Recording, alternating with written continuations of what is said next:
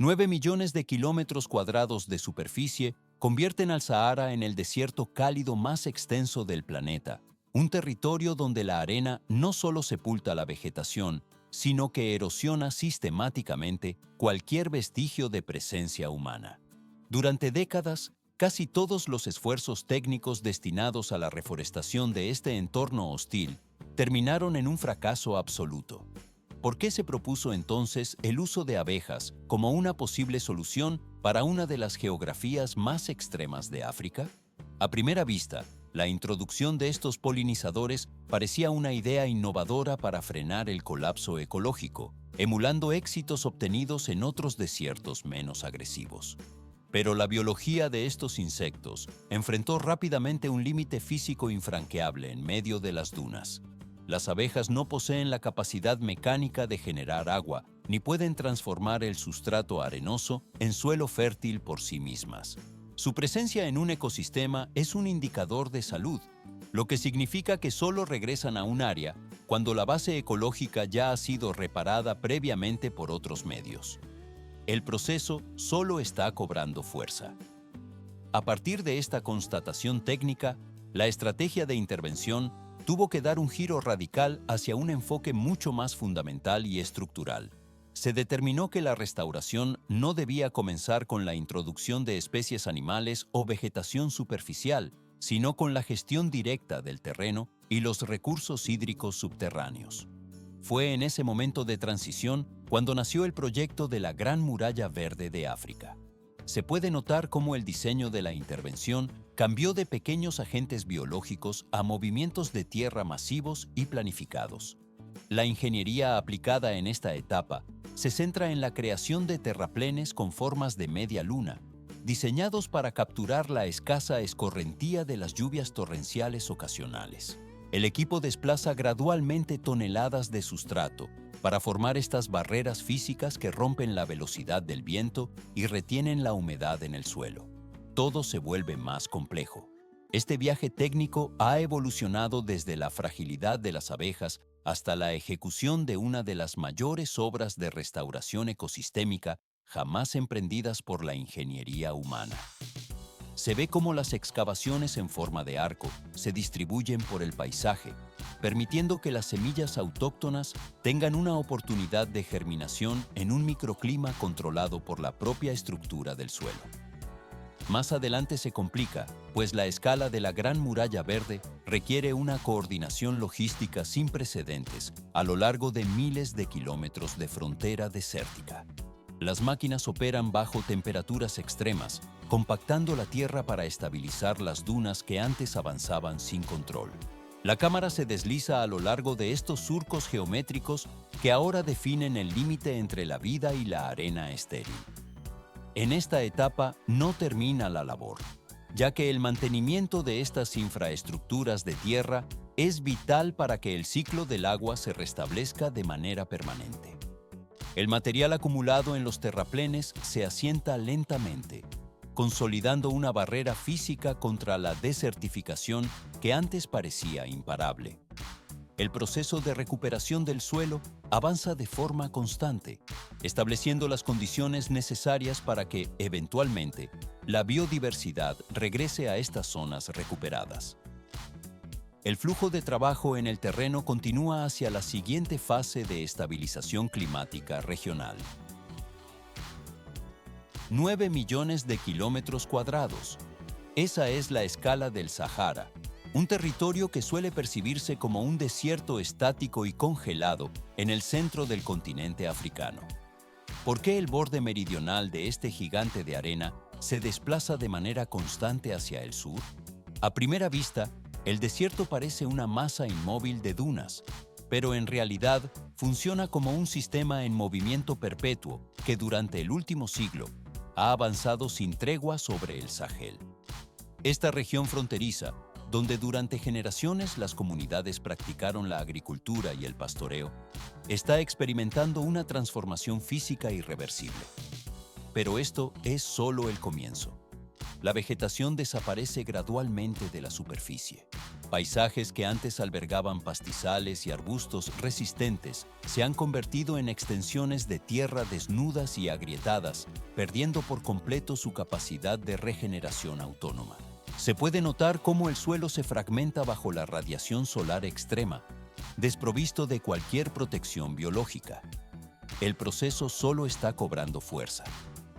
El factor más alarmante de este fenómeno no reside en la acumulación de arena, sino en la aniquilación de las capas ecológicas de transición. A medida que la escasa vegetación se desvanece, el suelo queda expuesto y pierde su cobertura protectora natural. Se ve cómo el agua de lluvia, al caer sobre estas superficies endurecidas, ya no se infiltra en el subsuelo. Más adelante se complica, pues cada temporada de precipitaciones arranca y arrastra un fragmento más de la base biológica del terreno, acelerando la erosión hídrica en lugar de nutrir la tierra. La desertificación no se manifiesta como un colapso repentino o un evento dramático único. Se trata de un drenaje lento y constante de la vitalidad del ecosistema, un agotamiento que continúa hasta que la tierra ya no posee un punto de apoyo desde el cual regresar a su estado anterior. Todo se vuelve más complejo cuando se analiza la estructura de los márgenes desérticos. En este escenario técnico, el interrogante principal ya no se centra en cómo reforestar el Sahara, sino en qué factores provocaron que estas tierras periféricas perdieran inicialmente su capacidad para sostener la vida. Las funciones de los vínculos biológicos fundamentales sufren una alteración drástica bajo estas condiciones de estrés ambiental. Desde la estructura de las plantas hasta el comportamiento de los polinizadores, como las abejas, los roles en la cadena ecológica comienzan a transformarse a medida que la base del ecosistema se desmorona. Transición al siguiente nivel. La pérdida de estos nexos bióticos compromete la estabilidad de toda la región. El material biológico de la zona se degrada, cerrando este ciclo de transformación hacia la aridez absoluta.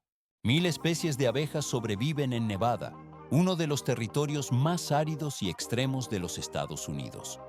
¿Por qué estos insectos habitan entornos tan hostiles para la mayoría de los seres vivos? A primera vista, los desiertos parecen lugares desprovistos de vida compleja, pero en realidad, estas especies mantienen la vegetación estable en paisajes semiáridos, evitando que el suelo se degrade completamente hasta convertirse en arena. En estas zonas, las abejas actúan como una infraestructura ecológica global que sostiene el equilibrio biológico. La polinización realizada por las abejas y especies similares sostiene de forma directa o indirecta aproximadamente un tercio de todos los alimentos que los seres humanos consumen a diario. Desde las manzanas y las almendras hasta los melones y las hortalizas de hoja verde, todos dependen de estos desplazamientos constantes. Incluso las plantas destinadas al forraje del ganado están vinculadas a estos vuelos incansables. Pero esto es solo el comienzo. Se puede notar cómo estos insectos no crean la vida por sí mismos, sino que determinan físicamente si los procesos vitales de las plantas pueden continuar su curso. Cuando las poblaciones de abejas desaparecen, el colapso no se manifiesta como una catástrofe ruidosa o repentina. El proceso solo está cobrando fuerza de manera silenciosa y con frecuencia irreversible. Por el contrario, cuando las abejas regresan a un ecosistema, la recuperación suele ocurrir con una velocidad superior a la que se espera habitualmente. Las flores silvestres pueden reaparecer en el transcurso de una sola temporada. Más adelante se complica. Las semillas se dispersan a distancias mayores y los parches de vegetación que antes estaban aislados vuelven a conectarse en corredores verdes continuos. Por esta razón, las abejas se clasifican estrictamente como indicadores biológicos. Se ve cómo el equipo de investigación utiliza su presencia para confirmar que los ecosistemas están funcionando de manera adecuada. En los entornos más duros, esta función crítica permanece inalterada. Las abejas polinizan las especies nativas, manteniendo una cobertura vegetal dispersa pero firme, que previene la erosión total. Todo se vuelve más complejo cuando se analizan los datos históricos de principios de los años 2000. Durante ese periodo, las poblaciones de abejas en Nevada comenzaron a disminuir drásticamente. En esta etapa no termina el impacto. ya que no solo desapareció la producción de miel, sino que todo el ecosistema local se volvió significativamente más frágil ante los cambios externos. Parece un proceso simple de recolección de polen, pero en realidad cualquier reducción en su actividad desestabiliza la estructura de la flora regional. El equipo de monitoreo registra cómo la fragilidad del terreno aumenta cuando los polinizadores dejan de actuar sobre las especies autóctonas. Nevada revela una verdad técnica fundamental sobre la supervivencia en el límite de lo posible. Las abejas operan como una fuerza física que impide que la vida pierda su balance, incluso en condiciones de calor extremo. Transición al siguiente nivel. Su presencia garantiza que la cadena de producción natural no se rompa bajo la presión climática. El material biológico se mantiene activo gracias a esta interacción constante entre el insecto y la planta. Así, el ecosistema alcanza un nivel de estabilidad que le permite resistir en el tiempo. 8.600 kilómetros cuadrados de aridez extrema conforman el escenario donde una suposición audaz comienza a tomar forma técnica. Si las abejas poseen la capacidad mecánica de evitar que paisajes severos como Nevada o el Arabá colapsen en su totalidad, surge una interrogante sobre su alcance operativo. ¿Podrían estos insectos convertirse en el componente técnico que reinicie los ciclos biológicos en lugares donde la vida está casi completamente extinta? ¿Por qué se considera a las abejas como un catalizador y no como una solución absoluta para el ecosistema? A primera vista, un solo organismo no podría revertir la desertificación de un continente. Sin embargo, su función es actuar como un disparador biológico, permitiendo que la flora local ejecute sus procesos de reproducción que de otro modo estarían bloqueados por la falta de agentes polinizadores. El proceso comienza con la recolección de abejas, reina en diversas regiones geográficas con climas compatibles. Estas unidades biológicas se mantienen en contenedores refrigerados para ralentizar su metabolismo de forma controlada, facilitando su transporte logístico a través de océanos y vastas extensiones de arena hasta las profundidades del Sahara. Se puede notar cómo los equipos de transporte aseguran la estabilidad térmica durante cada kilómetro del trayecto. El objetivo no consiste en transformar el desierto en praderas en un lapso de pocos años, sino en activar una reacción ecológica en cadena que proporcione a las plantas la capacidad de reproducirse. Esto evita que la vegetación joven permanezca en un aislamiento genético estéril. El equipo técnico busca crear los primeros puntos de apoyo biológico para la recuperación del suelo mediante la fijación de nutrientes. Pero esto es solo el comienzo. Diversos ejemplos distribuidos por todo el globo hacen que esta premisa técnica resulte menos inverosímil para los expertos en agronomía. En el desierto del Arabá, ubicado en Israel, las abejas no solo han logrado sobrevivir a condiciones de calor extremo, sino que se han consolidado como el fundamento de la agricultura desértica moderna. Entre terrenos rocosos y secos, las colmenas se instalan directamente en los campos de cultivo con una planificación espacial rigurosa. Se ve cómo los insectos polinizan los cultivos de manera sistemática, incrementando los rendimientos de forma significativa. Más adelante se complica. Las áreas que anteriormente se categorizaban como incultivables se transforman en fuentes principales de producción agrícola bajo este modelo de gestión. En este despliegue técnico, las abejas no tienen la función de reverdecer el desierto de forma espontánea o naturalista. Su papel es permitir que la intervención humana extraiga el máximo potencial de lo que el ecosistema desértico puede soportar físicamente. La eficiencia de la polinización asegura que cada recurso hídrico invertido se traduzca en biomasa productiva. Todo se vuelve más complejo al escalar esta lógica. Este precedente operativo convierte al Sahara en la siguiente interrogante técnica de la lista. Se trata de un territorio mucho más extenso, con gradientes térmicos más hostiles y condiciones de seguridad operativa considerablemente más peligrosas para cualquier proyecto de restauración biológica. El flujo de trabajo pasa de la pequeña escala a una fase de incertidumbre climática a gran escala. La logística de implementación en el Sahara requiere protocolos que superan cualquier estándar establecido anteriormente en otras zonas áridas del planeta.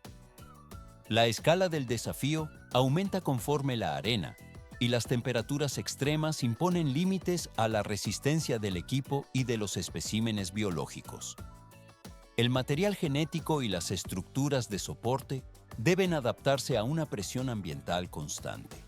El proceso de inserción de estos catalizadores biológicos en el ecosistema sahariano marca el límite de la tecnología ambiental actual. Cada colmena establecida representa un nodo en una red potencial de recuperación que aún debe demostrar su viabilidad a largo plazo bajo el sol inclemente. El material biológico se desplaza ahora hacia una etapa de prueba definitiva en el terreno. 70 grados Celsius es la temperatura que puede alcanzar la superficie de la arena en el desierto del Sahara. ¿Por qué este entorno representa un límite biológico infranqueable en comparación con otros desiertos como Nevada o el Arabá? A primera vista, los desiertos parecen similares, pero en el Sahara, las condiciones extremas se mantienen de forma implacable, sin ofrecer tregua a los organismos vivos. En Nevada, la existencia de vegetación y aguas subterráneas permite una base biológica mínima, mientras que aquí esa estructura es prácticamente inexistente. Las abejas poseen mecanismos naturales para regular el calor, pero su capacidad de adaptación tiene un punto de ruptura definitivo. Se puede notar cómo la temperatura ideal dentro de una colmena se sitúa en los 35 grados Celsius. Cuando el entorno exterior supera este umbral, los miembros de la colonia inician un trabajo extenuante de supervivencia. Los insectos deben volar constantemente para generar corrientes de aire y transportar agua al interior del nido, batiendo sus alas de forma incesante para actuar como ventiladores biológicos. Pero esto es solo el comienzo. Este esfuerzo físico requiere un consumo de energía masivo que solo es sostenible si el calor extremo disminuye en algún momento del ciclo diario. El proceso solo está cobrando fuerza cuando se analiza el factor de la persistencia climática. En el Sahara, el aire carece casi por completo de humedad y las altas temperaturas no retroceden. Se ve como el equipo de investigación ha documentado casos en ecosistemas menos hostiles donde las colmenas llegan a derretirse literalmente durante olas de calor prolongadas. La cera pierde su solidez, la estructura interna colapsa y las abejas se ven obligadas a abandonar sus nidos de forma inmediata. Incluso las especies con mayor tolerancia térmica, como las abejas de África Oriental o las abejas nubias, son incapaces de subsistir sobre la arena desnuda. Más adelante, se complica la situación al observar la historia geológica de la región. El hallazgo de colonias de abejas antiguas cerca de los oasis de Kufra confirma que la vida ha resistido en el Sahara durante miles de años, pero solo en puntos específicos. El equipo registra que estas poblaciones solo prosperaron donde existía presencia de agua, vegetación y suelos, con capacidad real para retener la humedad ambiental. A primera vista, las abejas parecen agentes de cambio, pero en realidad, ellas no crean las condiciones básicas para la vida. No poseen la capacidad de generar agua ni de transformar los granos de arena en suelo fértil de manera autónoma. No pueden rescatar un sistema biológico que ya ha sufrido un colapso total en sus cimientos. Todo se vuelve más complejo cuando se confronta la realidad del desierto abierto, donde los límites físicos de estos polinizadores se manifiestan con total claridad. Las abejas pueden regresar a estas tierras, pero solo después de que el terreno haya sido preparado minuciosamente por otros factores. ¿Quién o qué proceso técnico está reparando silenciosamente el suelo y los ciclos del agua en el Sahara para permitir el retorno de la vida? La preparación del terreno es una fase previa obligatoria, sin la cual la reintroducción de especies superiores fracasaría. El equipo nota que la restauración de la base biológica es lo que otorga una oportunidad real de supervivencia en un entorno de erosión extrema. La siguiente etapa de la investigación se centra en identificar estos agentes primarios de recuperación del ecosistema. El material biológico de base Comienza así su lenta transición hacia una posible restauración. 9.200.000 kilómetros cuadrados. Esa es la extensión aproximada que ocupa actualmente el desierto del Sahara, una superficie que rivaliza en magnitud con el territorio total de los Estados Unidos de América y que representa casi un tercio de la masa continental africana. ¿Por qué este ecosistema no requiere la introducción de más abejas en este momento preciso de su crisis? A simple vista, los polinizadores parecen esenciales para cualquier entorno natural, pero la realidad técnica es distinta. Las abejas no poseen la capacidad de generar las condiciones básicas de habitabilidad.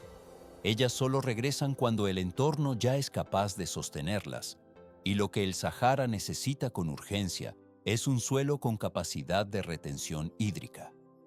El proyecto de la Gran Muralla Verde de África surge precisamente de esta premisa en el borde sur del desierto, donde la arena colisiona con la franja del Sahel.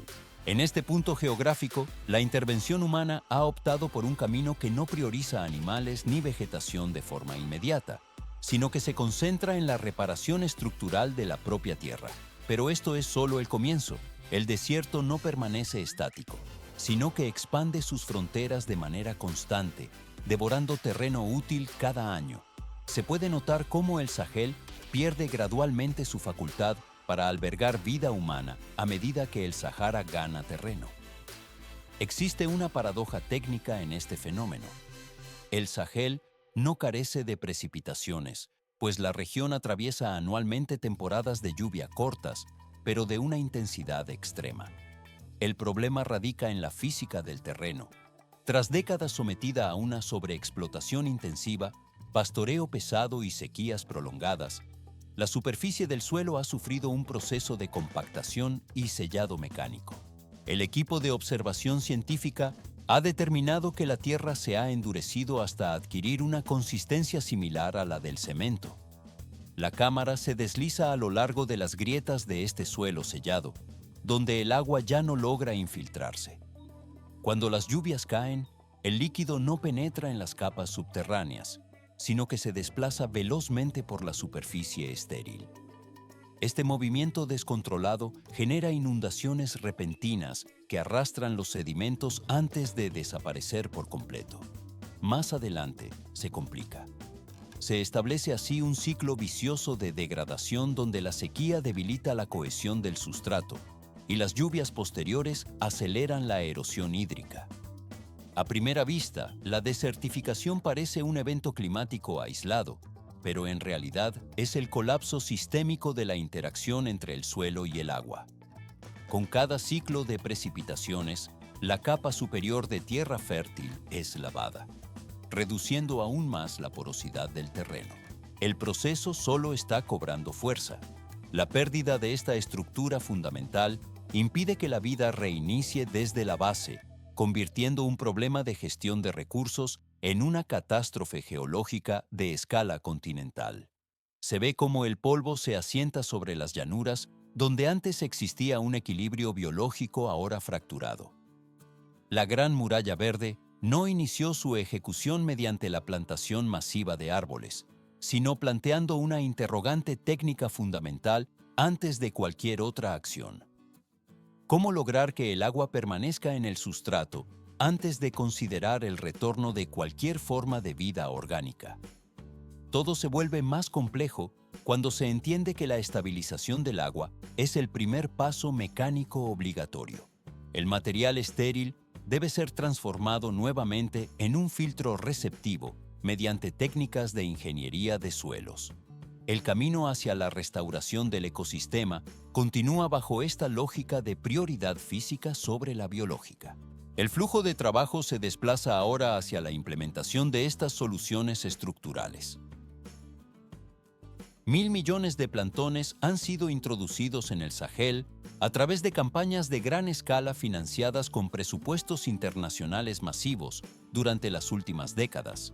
¿Por qué el resultado en la mayoría de estos territorios ha sido un fracaso sistémico marcado por la muerte masiva de los ejemplares? A simple vista, plantar árboles parece la respuesta lógica e inmediata ante el avance del desierto. Pero sin una base biológica funcional, los brotes jóvenes perecen tras apenas 1 o 2 temporadas de lluvias, dejando el paisaje tan árido como al principio.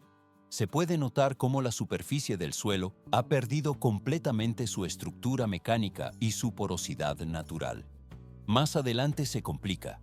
La tierra en estas regiones se encuentra casi desprovista de microorganismos vivos esenciales para el ciclo de nutrientes, lo que anula cualquier capacidad de retención hídrica. El proceso solo está cobrando fuerza. El equipo de expertos y las organizaciones han invertido miles de millones de dólares en ayuda externa para intentar revertir la desertificación mediante la reforestación directa. Pero esto es solo el comienzo. El error fundamental no radicó en la falta de recursos técnicos o humanos, sino en una falla crítica en la secuencia de ejecución de los trabajos. Las raíces de los árboles jóvenes nunca tuvieron la oportunidad de penetrar a profundidades suficientes para garantizar su supervivencia a largo plazo. Se ve cómo el agua de lluvia se desplaza con rapidez sobre la superficie sin filtrarse hacia el subsuelo. Cuando el sol regresa tras las precipitaciones, las temperaturas en la capa superior se elevan de forma extrema en pocos minutos. Todo se vuelve más complejo.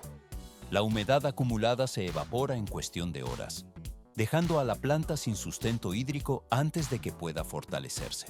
Instalar árboles sobre un suelo muerto es una operación técnica comparable a montar una maquinaria sofisticada sobre un cimiento que ya ha colapsado. La problemática real en el Sahel no es exclusivamente la escasez de cobertura vegetal, sino la degradación total de la capacidad del suelo para sostener procesos biológicos.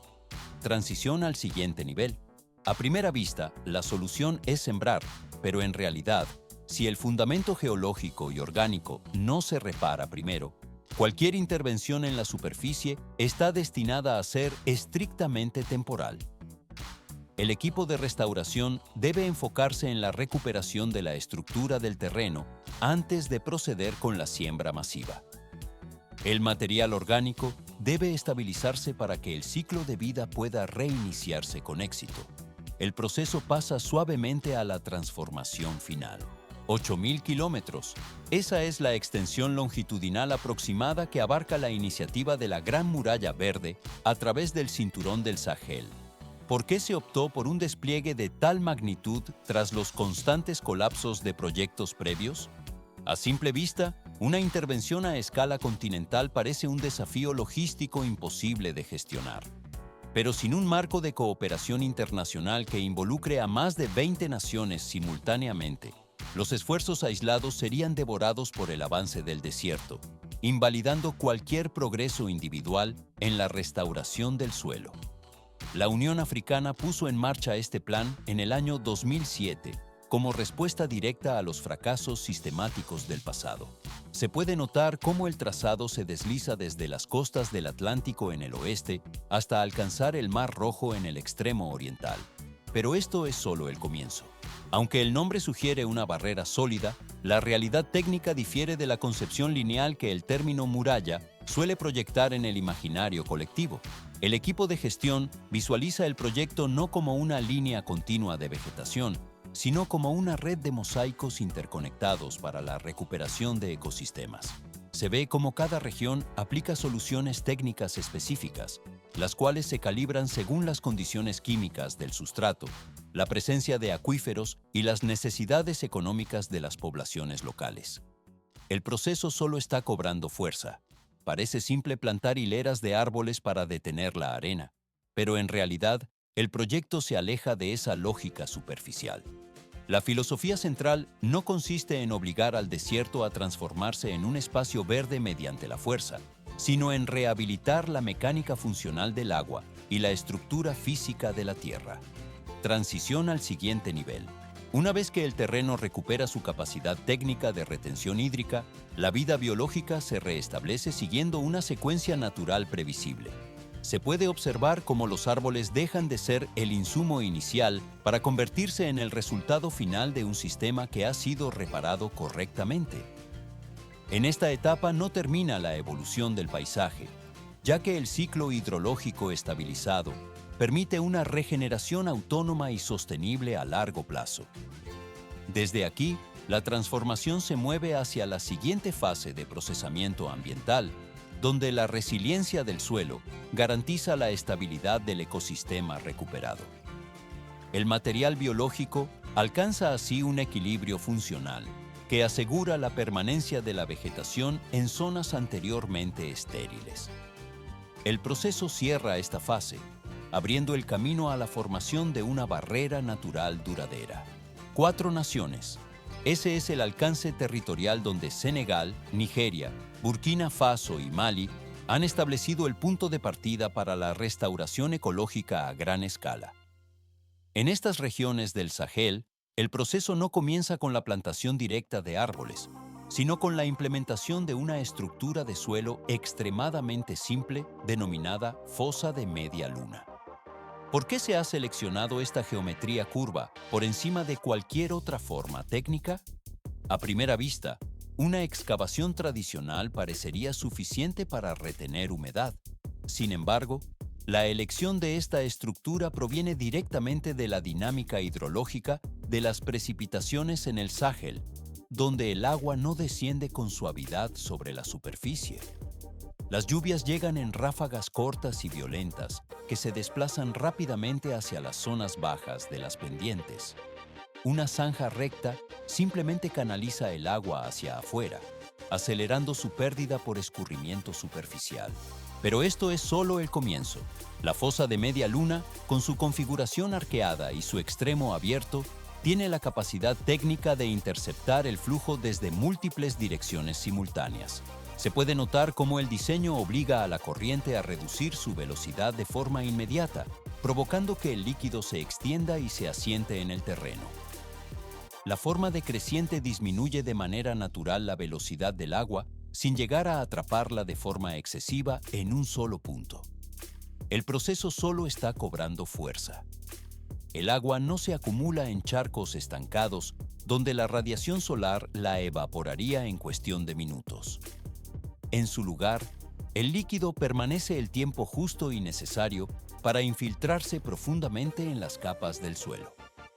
Se ve cómo este diseño trabaja en sincronía con la topografía del terreno y la fuerza de la gravedad, evitando oponerse frontalmente a la energía del agua. Parece simple en su concepción física, pero en realidad esta precisión geométrica es la razón exacta por la cual el sistema mantiene su efectividad operativa. Mientras que muchas estructuras modernas y complejas han fallado bajo las condiciones extremas del Sahel, la media luna persiste. Todo se vuelve más complejo cuando se considera que el diseño minimiza la erosión del suelo circundante mientras maximiza la recarga hídrica subterránea. El equipo de restauración coloca estas fosas siguiendo las curvas de nivel, permitiendo que el suelo recupere su capacidad productiva de manera gradual y constante. Desde aquí, la transformación de la tierra se mueve hacia la siguiente fase de procesamiento sin prisa, 2 a 5 años. Ese es el tiempo necesario para que la transformación del terreno degradado sea plenamente perceptible a simple vista. ¿Por qué se seleccionan especies vegetales específicas para poblar el interior de las fosas recién excavadas? A primera vista, la elección de pastos nativos resistentes a la sequía, como el andropogón o el zancras, podría parecer arbitraria debido a su bajo valor económico inmediato. Pero en realidad, estas plantas no se introducen para obtener beneficios comerciales rápidos, sino para cumplir una función ecológica estructural que permite la recuperación del suelo a largo plazo. Los agricultores depositan las semillas manualmente dentro de las cavidades, asegurando que el microclima protegido facilite su germinación. Se puede notar cómo los sistemas de raíces de estas especies, caracterizados por ser profundos y extremadamente fibrosos, comienzan a expandirse bajo la superficie para anclar la tierra de forma mecánica. Este entramado subterráneo aumenta gradualmente la infiltración del agua de lluvia y permite la retención de materia orgánica que antes se perdía por la erosión. El proceso solo está cobrando fuerza. Pequeños parches dispersos de vegetación son lo primero que emerge en el fondo de las excavaciones tras las primeras temporadas. Más adelante se complica, ya que estas manchas verdes no permanecen aisladas, sino que se conectan de manera progresiva hasta formar una cubierta vegetal continua y densa que protege el sustrato del sol directo. Se ve cómo la estructura del suelo mejora gracias a la humedad acumulada, lo que desencadena una reacción en cadena biológica. En esta etapa no termina la evolución del paisaje. Matorrales y árboles nativos comienzan a regenerarse de forma natural, sin intervención humana adicional, una vez que las condiciones de hidratación se estabilizan. La cámara se desliza a lo largo del terreno, revelando que no solo regresa la flora, sino que la biodiversidad completa reclama el espacio recuperado. Insectos, pequeños animales y sistemas de pastoreo siguen lentamente este rastro de vida, convirtiendo lo que eran pozos individuales en ecosistemas complejos y funcionales. Todo se vuelve más complejo al dejar de ser simples oasis temporales, rodeados de aridez, para transformarse en una barrera permanente contra la desertificación. El entorno alcanza un nuevo estado de equilibrio biológico donde la vida se sostiene de manera autónoma. 8 milímetros de profundidad en el suelo degradado marcan el inicio de una transformación que no depende de eventos fortuitos, sino de la intervención técnica precisa sobre los ciclos hidrológicos. ¿Por qué el retorno de la vegetación en el Sahara depende de la reconstrucción de las capas superficiales de la Tierra? A simple vista, el desierto parece un entorno inerte, donde el agua simplemente se evapora por el calor extremo. Pero en realidad, la clave reside en la recuperación de la capacidad de absorción del sustrato, que permite que el líquido vital se infiltre en lugar de perderse por escorrentía superficial. El proceso de restauración se basa en la reparación de los cimientos colapsados del suelo y los acuíferos mediante técnicas de ingeniería ambiental. Se puede notar cómo la estructura porosa se restablece gradualmente, deteniendo el proceso de erosión que anteriormente desmoronaba el ecosistema. Pero esto es solo el comienzo. La vida vegetal comienza a reaparecer de manera autónoma una vez que la base física ha sido estabilizada por la mano humana. Los especialistas mecánicos y técnicos forestales operan maquinaria para crear barreras físicas que retienen la humedad. Se ve cómo el equipo desplaza volúmenes exactos de tierra para formar microcuencas de captación. El equipo separa gradualmente las zonas de intervención, permitiendo que la naturaleza recupere su ritmo biológico interno tras la estabilización técnica. Las aspas de los sistemas de riego giran incesantemente en las fases iniciales para asegurar que las semillas logren fijarse en el terreno. Todo se vuelve más complejo cuando se considera la escala de la degradación, lo que exige una monitorización constante de los niveles de salinidad y humedad. El polvo se asienta lentamente tras los trabajos de remoción, dejando un terreno preparado para la autorregulación. El material orgánico se posa en una capa uniforme sobre las áreas tratadas, protegiendo los nutrientes esenciales del impacto directo de la radiación solar. Más adelante se complica la gestión, ya que se debe decidir el grado de autonomía que se le otorga al entorno recuperado. El flujo de recursos hídricos se desplaza ahora de manera subterránea, alimentando raíces que antes no podían sobrevivir en la superficie árida. Desde aquí la transformación se mueve hacia la siguiente fase de procesamiento ambiental, donde el equilibrio natural toma el relevo de la ingeniería. El acero de las herramientas de labranza abandona el terreno, pasando a una fase tranquila de observación técnica. El proceso cierra esta fase, abriendo el camino a la formación de una nueva capa de biomasa estable en la región.